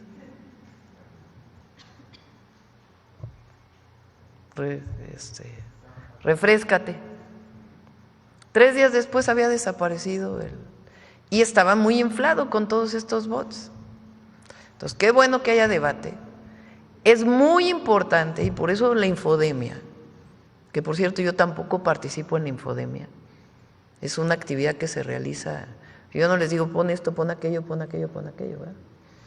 Ellos hacen su análisis de lo más importante y en dónde creen que es importante poner el énfasis para decir que hubo mentiras en la información, o por lo menos falsas verdades, medias mentiras. Pero es muy importante que todo se ponga en su justo término. Por eso les digo que mi momento más alegre de la semana, aparte de estar con la familia, evidentemente, y gozo servir al pueblo es lo mejor que puede haber. Entonces, aunque haya problemas, aunque haya, hay que tener siempre en mente que uno está sirviendo a la gente.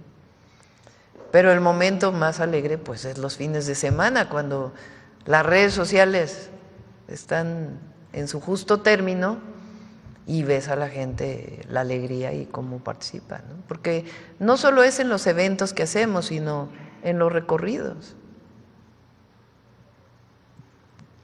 Hablando de infodemia, justo ayer se puso de moda, por lo menos 24 horas, la herramienta de inteligencia artificial de Grok, la de Twitter, y se estuvo usando para desmentir mucho, en ambos lados, todo tipo de ideología, pero sí se notó que hubo un punto en el que pues, los principales personajes desinformadores profesionales, yo les digo los activistas del derecho a la desinformación, que se estaban peleando con Grok porque al final es un robot, y les mostraba evidencia de que lo que estaban diciendo era mentira. Y yo estaba extasiado porque decía, van a decir que es un palero, o sea, que Grok es un palero que le paga a alguien, van a decir que es un hipócrita, que es un incongruente. Pues no había forma de desmentir mediante falacias ad hominem a un robot, por lo menos hasta ahorita. Digo, al final los insultaban al robot porque pues una desesperación muy visceral, no lo sé.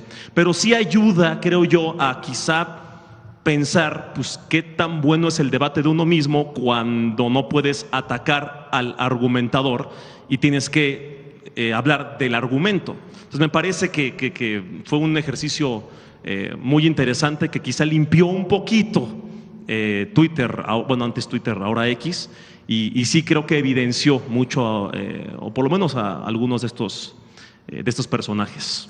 Y también, a ver si traemos un experto sobre inteligencia artificial, porque la inteligencia artificial,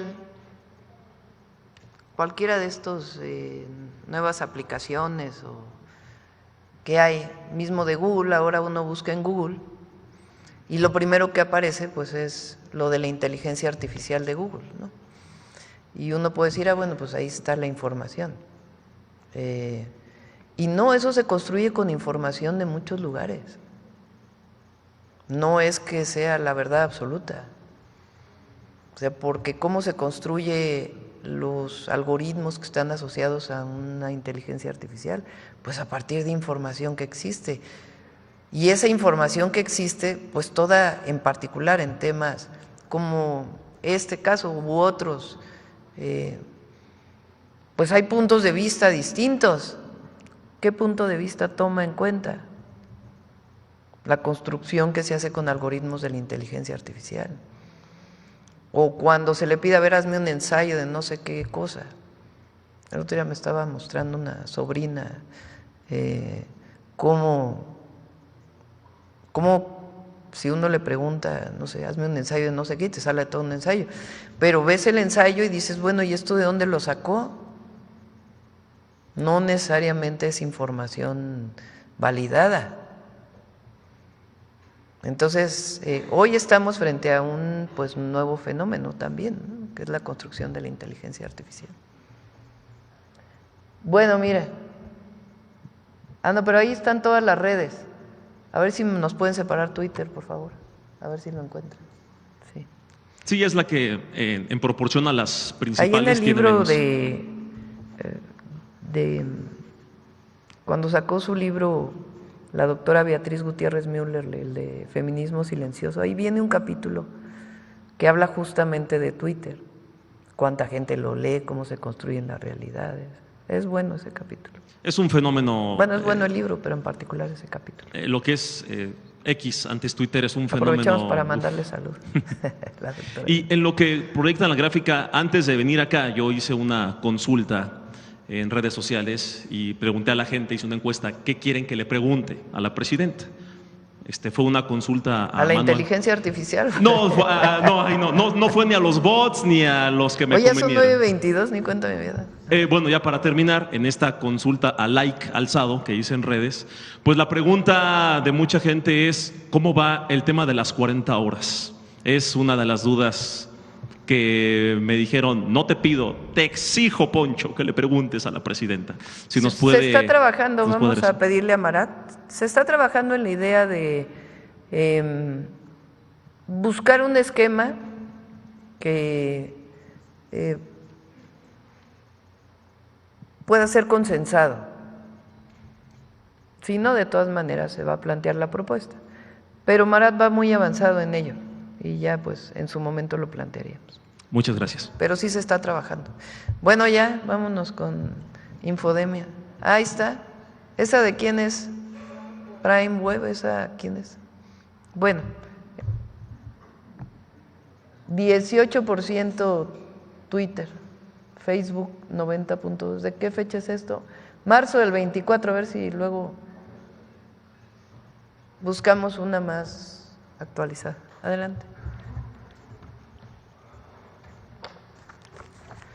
Con su permiso, Presidenta, buenos días a todas y todos. A partir de hallazgos realizados por un colectivo, medios de comunicación, comentaristas y políticos de oposición han construido una narrativa que constituye una verdad mediática sin importarle los indicios jurídicos.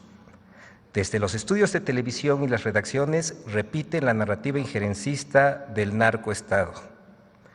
¿Qué buscan los políticos de oposición al hacer uso político de la tragedia y del reclamo de justicia?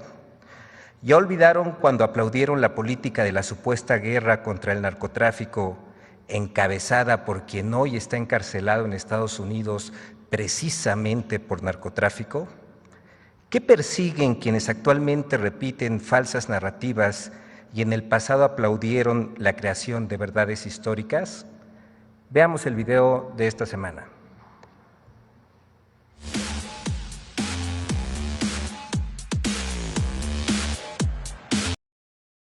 En las últimas 3 semanas, a partir de la denuncia del colectivo Guerreros Buscadores de Jalisco en el rancho Izaguirre de Teuchitlán, Jalisco, la mayoría de medios de comunicación masiva, digitales, prensa y plataformas digitales como YouTube y TikTok construyeron una verdad mediática sin elementos ministeriales ni evidencias sólidas.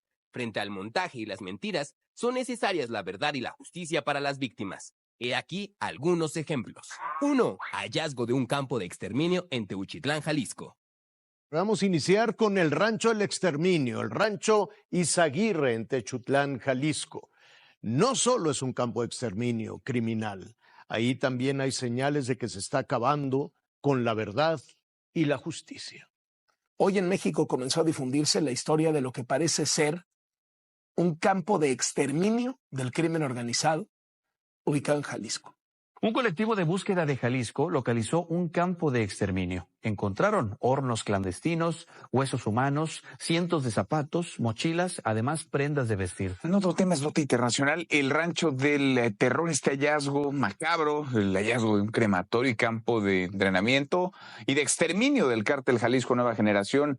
¡Mentira! El secretario de Seguridad, Omar García Harfuch, informó el pasado 24 de marzo que el rancho Izaguirre en Teuchitlán era utilizado como un campo de adiestramiento del crimen organizado.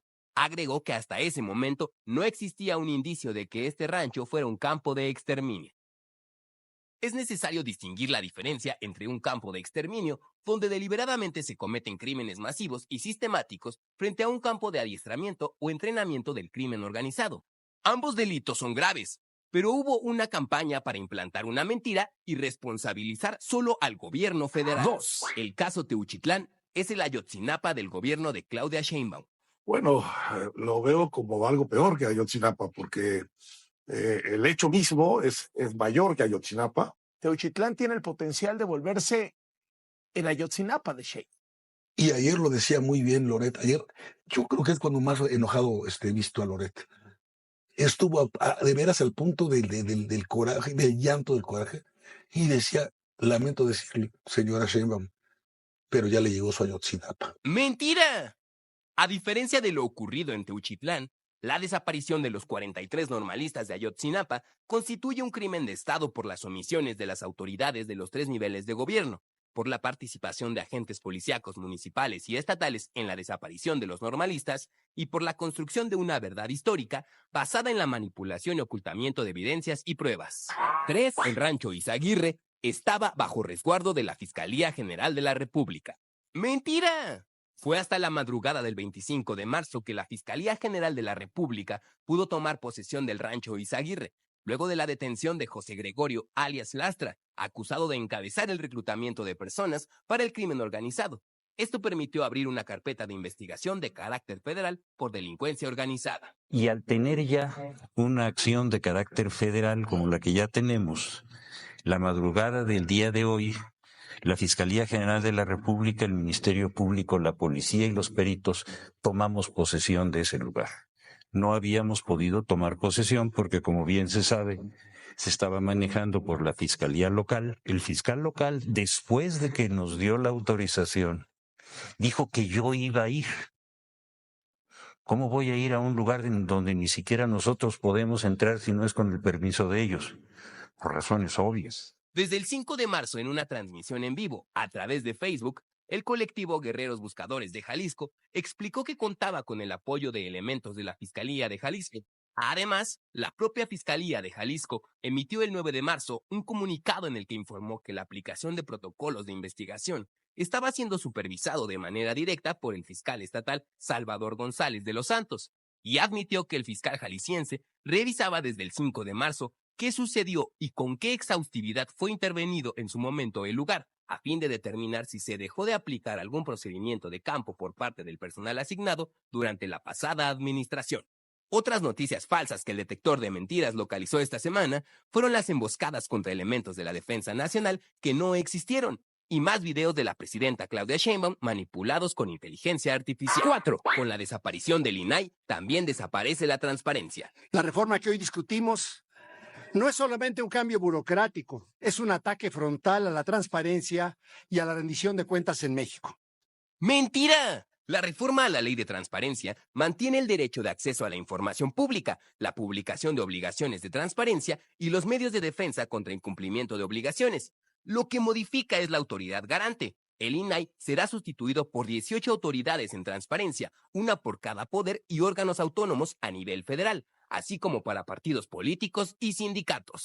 5. Elementos de la Secretaría de la Defensa Nacional emboscados en Chilchota, Michoacán en 2025. ¡Mentira! El video que circula en redes sociales corresponde a enero de 2023, cuando la Secretaría de la Defensa realizó un operativo para capturar a Ovidio Guzmán en Culiacán, Sinaloa. 6. La presidenta Claudia Sheinbaum criticó a la cantante Ángela Aguilar. ¡Mentira! El video original corresponde a la Mañanera del Pueblo del 13 de febrero de 2025, donde la mandataria no hizo mención alguna de la cantante mexicana.